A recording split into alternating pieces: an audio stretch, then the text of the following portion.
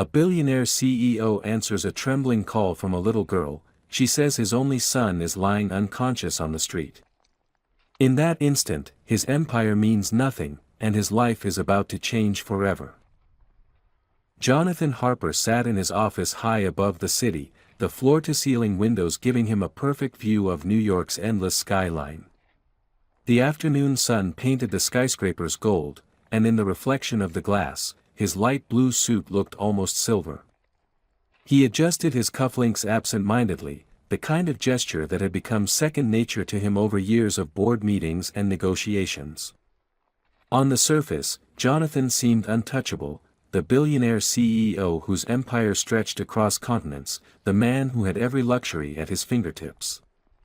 Yet that day, an unease he couldn't explain pressed against his chest, as though something invisible in the air was warning him. When the phone on his desk rang, the sound was sharp and unexpected, cutting through the quiet hum of the office like a blade. Jonathan leaned forward, expecting the calm voice of an assistant or perhaps another investor demanding his attention. Instead, what came through was small and trembling, the voice of a child, barely more than a whisper. "Mr. Harper, your son, he's lying on the street, he's not moving." The words stumbled out, broken by little sobs. For a moment Jonathan thought he had misheard, that it was some cruel mistake or prank.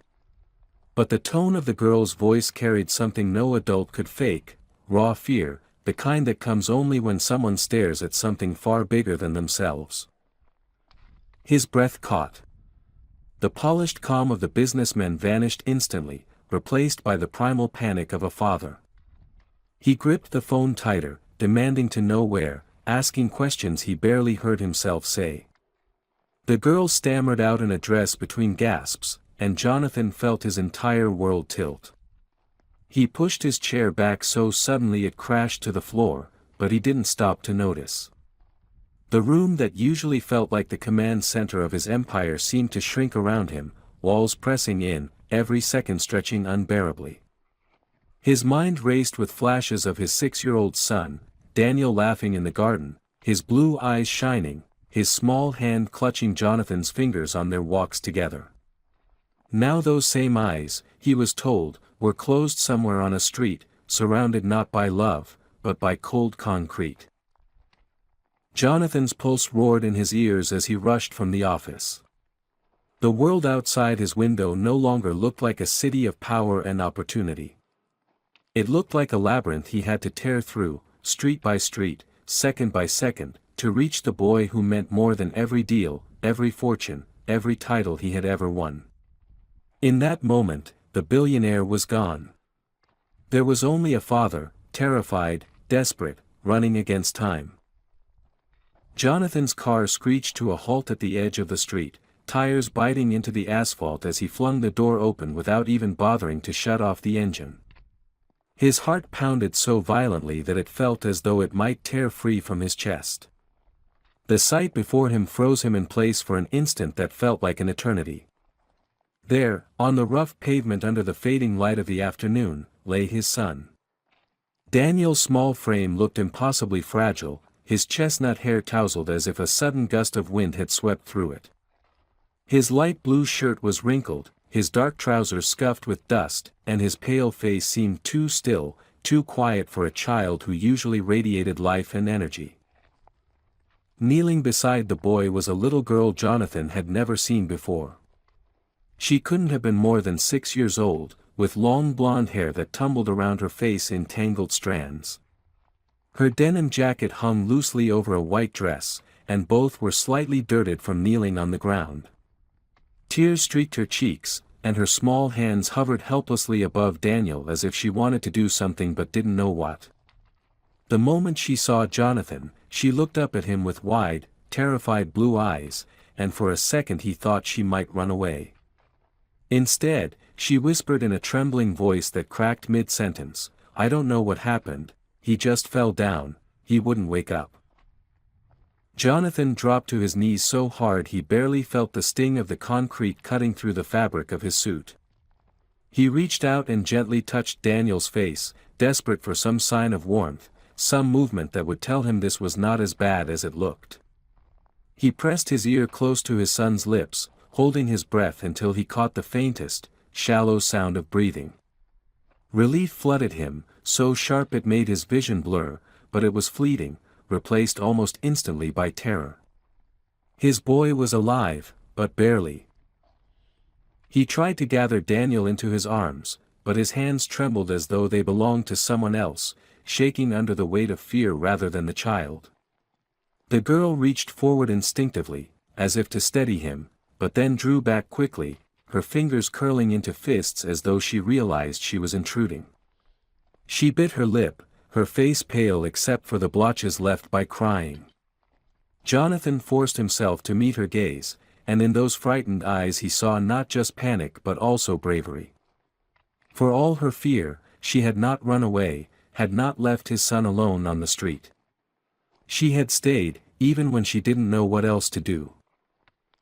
The sound of distant sirens drifted through the city air, faint but growing louder, and Jonathan clung to that sound as if it were a rope pulling him back from the edge of a cliff. He murmured his son's name over and over, whispering promises, bargains, anything his mind could form in that storm of desperation. The girl remained on the ground, watching, trembling, whispering silent prayers to herself that he could barely hear. The chaos of New York swirled around them, cars honking, strangers gathering at a distance, the shadows of tall buildings stretching longer as the sun dipped lower, but for Jonathan, the world had narrowed to this single stretch of pavement, to a child lying still and another kneeling beside him, both bound now to his life in ways he could not yet understand. The wail of the ambulance siren grew louder until it filled the entire block, echoing off the glass and steel of the buildings like a relentless alarm that refused to be ignored. Red and blue lights painted the street in frantic flashes, and Jonathan barely registered the way people stepped aside as the paramedics rushed forward. He clung to his son's small hand as though letting go might mean losing him forever, whispering Daniel's name in a voice that cracked under the weight of fear.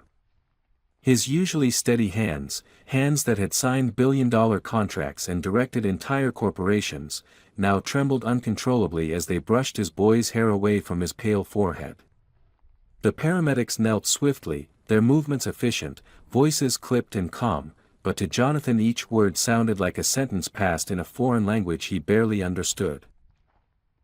One of them checked Daniel's pulse while another fitted a small mask over his face, pumping oxygen into him with a practiced rhythm. Jonathan tried to stay close, but they gently pushed him back, telling him to give them space. The rejection tore at him like a physical blow. He wanted to scream that this was his son, his only boy, that he should not be kept at a distance, but the rational part of him knew they were right. His role now was not to act, but to hope.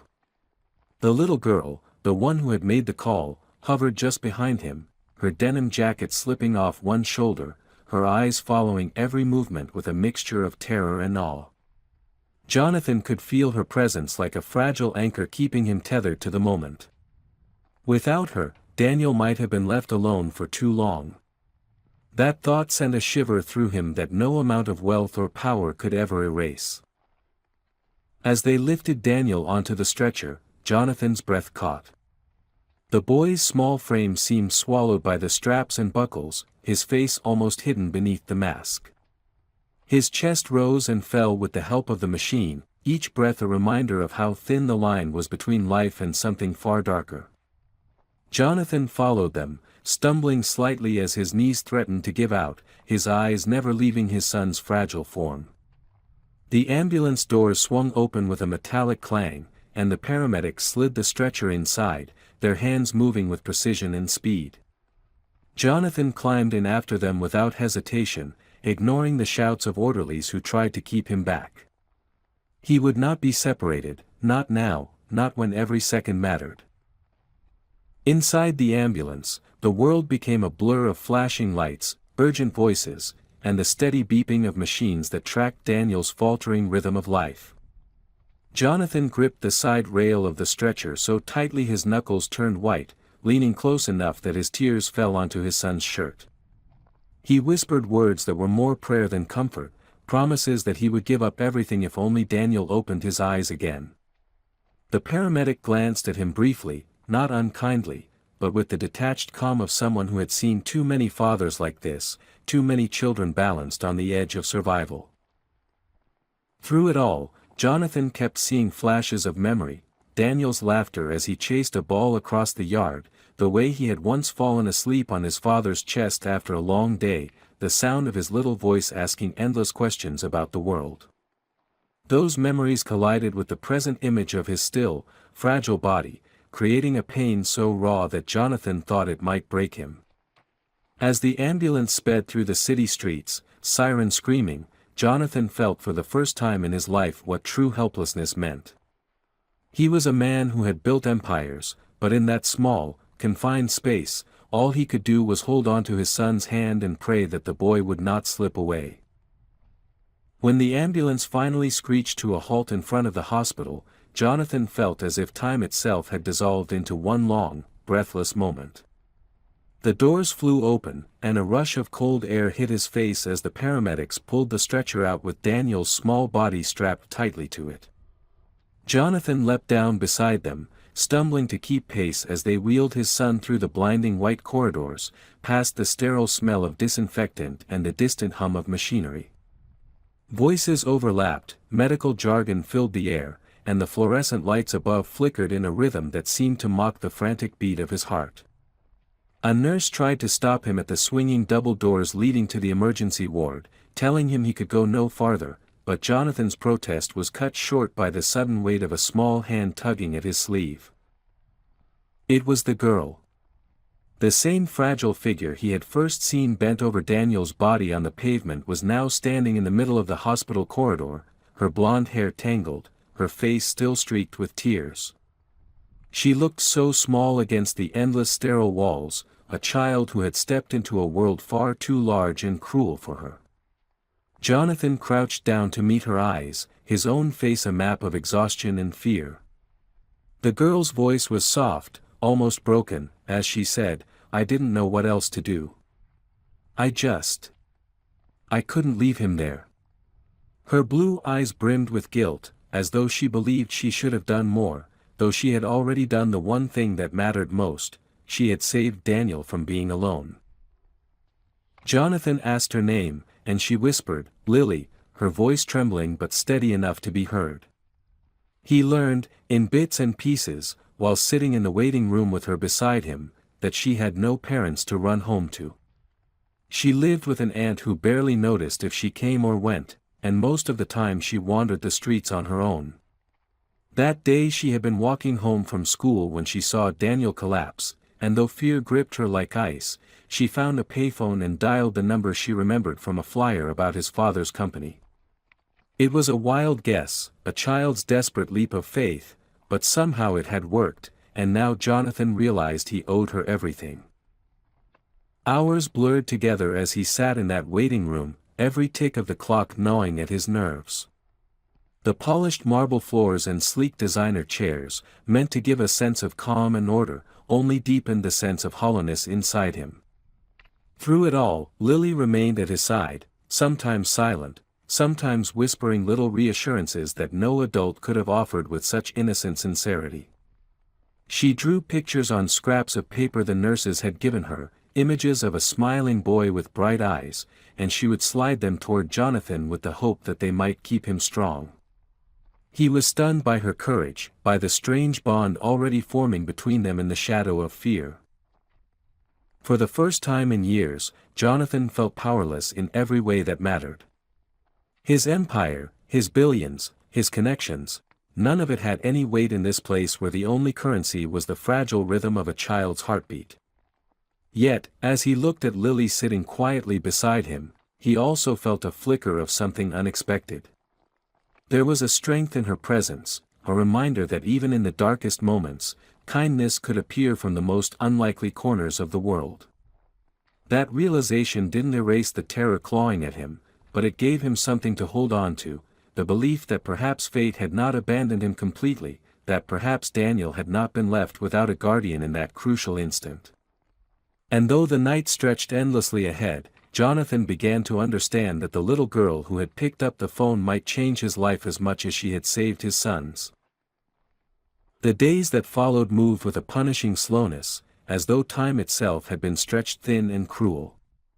Jonathan found himself living inside the hospital, his world reduced to the sterile white walls of his son's room and the steady, fragile beeping of the monitors that kept Daniel tethered to life.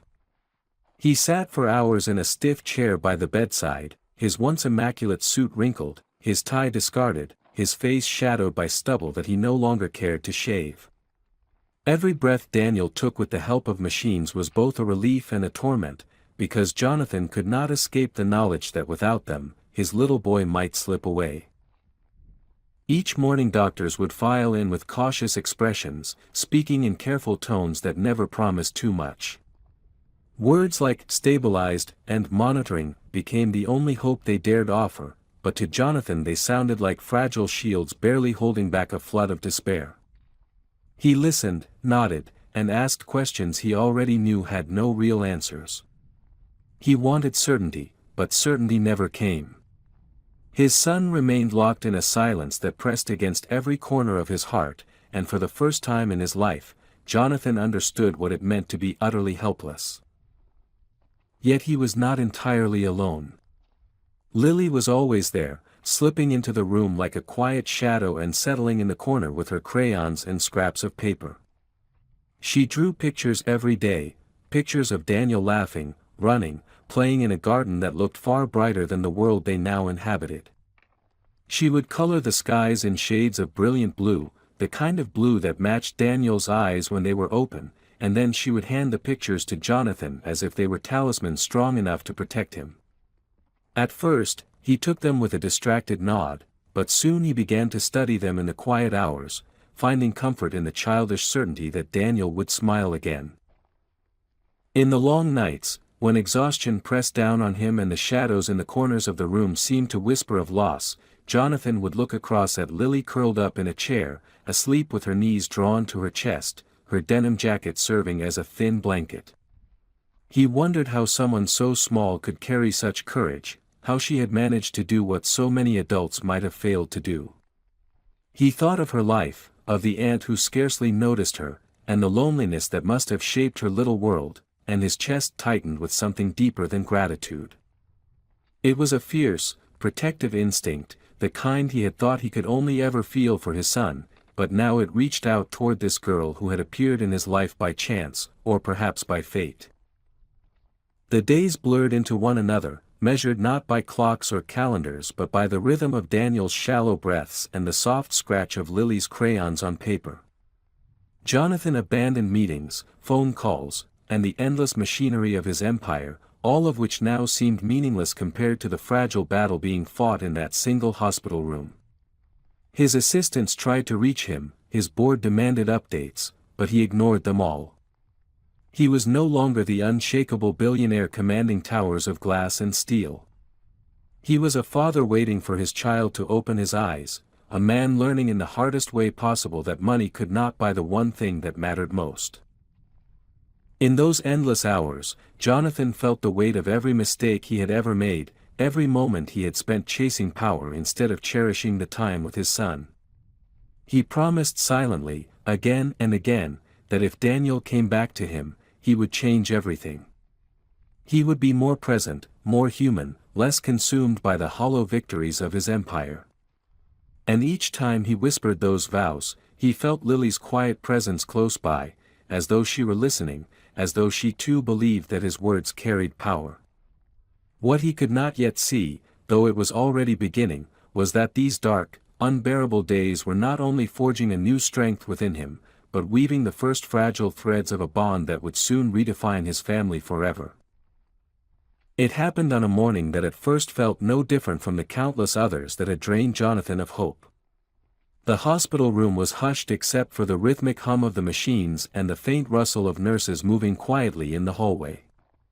Jonathan sat in his usual place by Daniel's bed, his body stiff from another sleepless night spent leaning forward in that same hard-backed chair. His head rested in his hands, and though he tried to remain strong, the weight of exhaustion and despair pressed down on him like a heavy stone.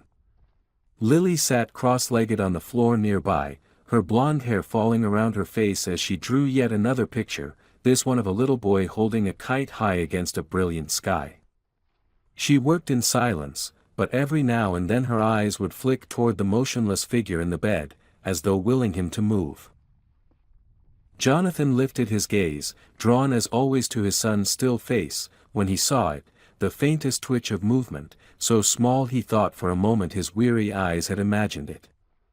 He straightened instantly, heart hammering as he leaned forward, clutching the bed rail.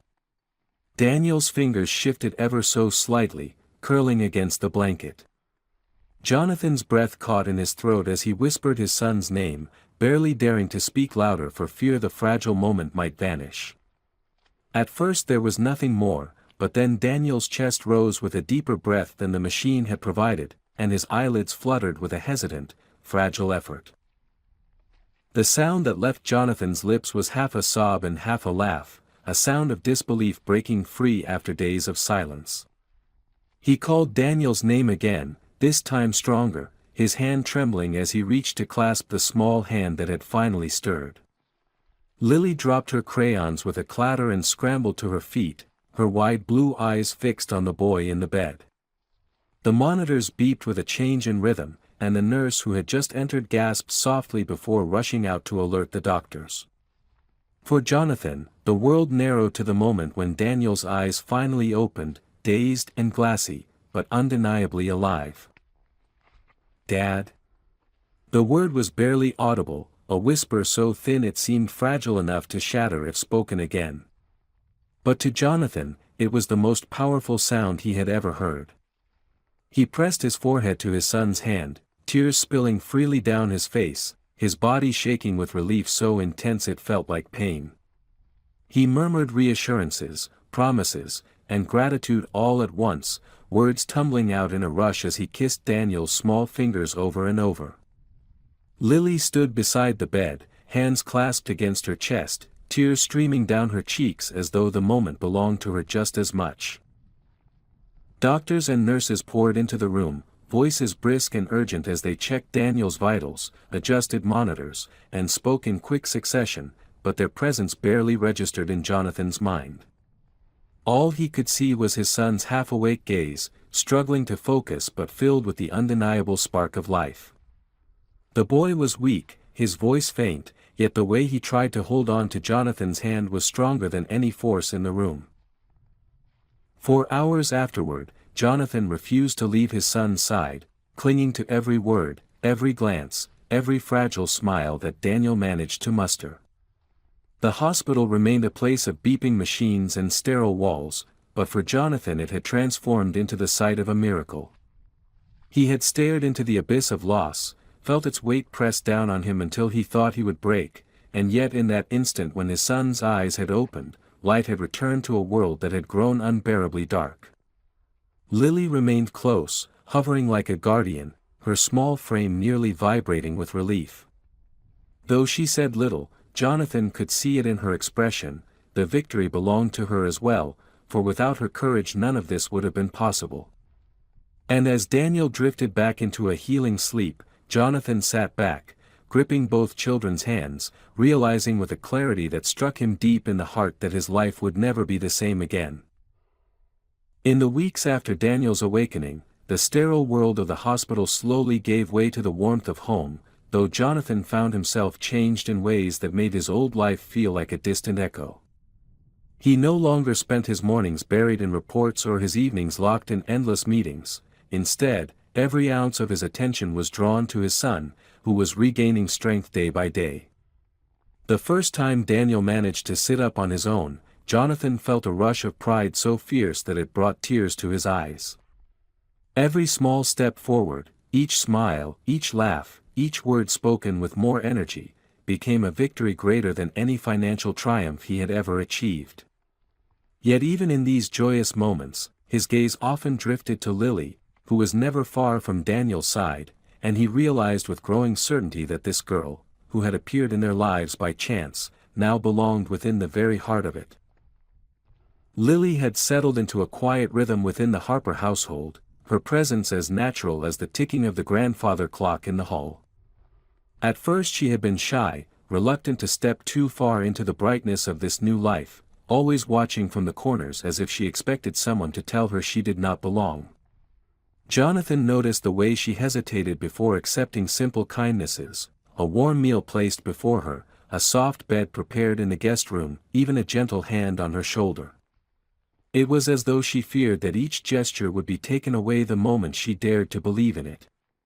But Daniel, with the innocent determination of a child, never let her retreat for long.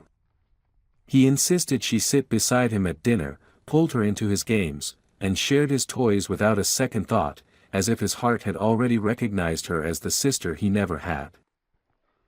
One evening, after Daniel had fallen asleep with his hand still clutching a toy car, Jonathan found Lily in the living room, curled up on the couch with a blanket wrapped tightly around her shoulders.